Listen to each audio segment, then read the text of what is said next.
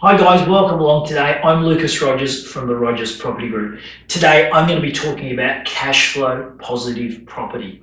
I had a client come in last week and he was very interested to talk about cash flow positive property. And he said, look, I don't want to, no more of this negatively geared stuff. I want cash flow positive property. And when we delved a bit deeper, I realized that he didn't actually understand the difference between positively geared, cash flow positive, and negatively geared. So what I do is I thought I'd run a quick video today to explain everybody what it all means, the differences between it, because at the end of the day, if you're educated and aware, you can make the right investment decisions. So we'll start off first. What is negatively geared property? Well, negatively geared property is when the income from the property, being the rental return, is less than the expenses. Okay, that creates a loss for us. Now, part of that loss can come from non-cash deductions like depreciation and so forth. But from a profit and loss point of view, it makes a loss. Let's look at a quick example of that now. You can see here that this particular property is making rent of $26,000 per annum. Now, the expenses associated with that property, so the cash expenses which actually cost us money, are $22,500 in interest, and then plus another $7,000 in running expenses. Now, running expenses are going to include things like insurance, property management fees, rates, and so forth. So the total cost of ownership of our property, excluding any non-cash deductions, is going to be $29,500. The income from our property, which is the rent, is $26,000. So our property is negatively geared by $3,500. But the great thing about negative gearing is we can also include some other non-cash deductions. But I'll get into those in a moment. So that's a good example of negatively geared property. Now, what would positively geared property look like? Well, similar to this, but the rent, we'll go through the expenses first. If the total running costs and interest for the property were $29,500, for the property to be positively geared, it means that the rent coming in from that property would have to be higher than those two expenses, okay? And that's excluding any tax deductions or anything like that.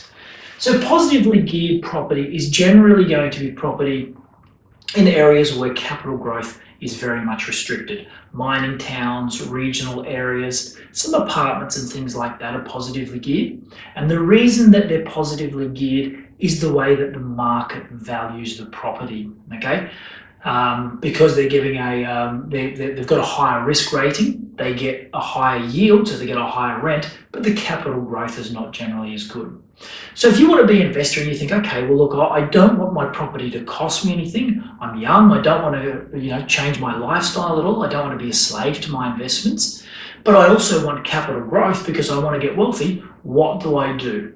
Well, that's where you can look at positive cash flow property, because you can have a property that's negatively geared in a great area that's focused on capital growth, but it can also be cash flow positive. Let's look at how we achieve that now. Going back to our example here about negatively geared property. Remember we got down to here and we looked at our gross loss before any depreciation or any non-cash expenses were added on? It was losing us $3,500 per year. But don't despair, we're not actually losing that. Let's have a closer look.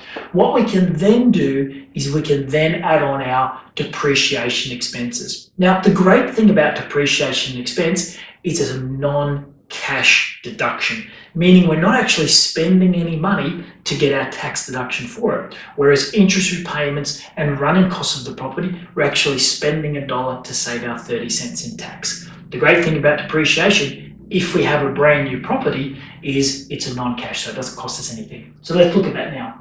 So our $3,500 loss gets added on with our depreciation, and that creates a book loss for our property of $14,500. So what we can then do is we can claim the tax applicable to that loss back.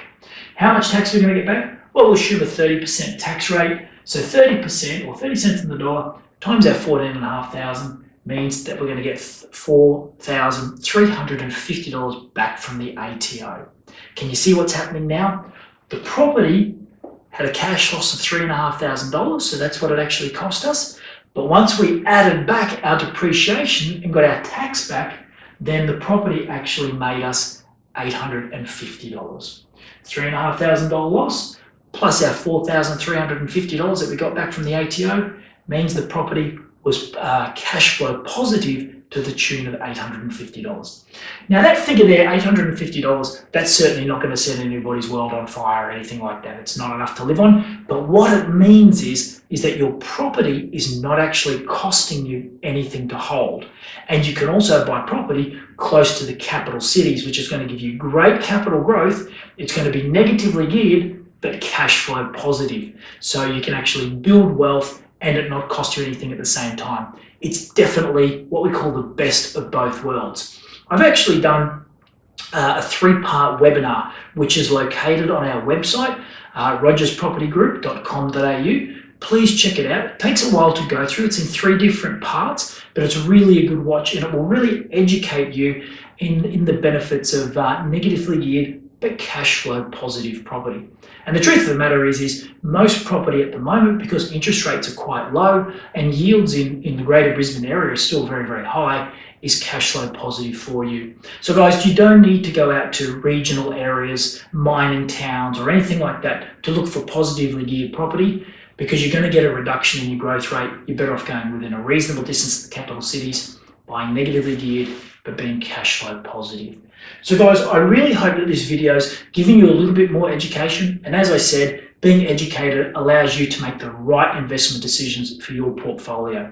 If you'd like to have a chat with us, please feel free to give us a call in the office, check out our website, and we look forward to chatting with you soon. Thanks very much.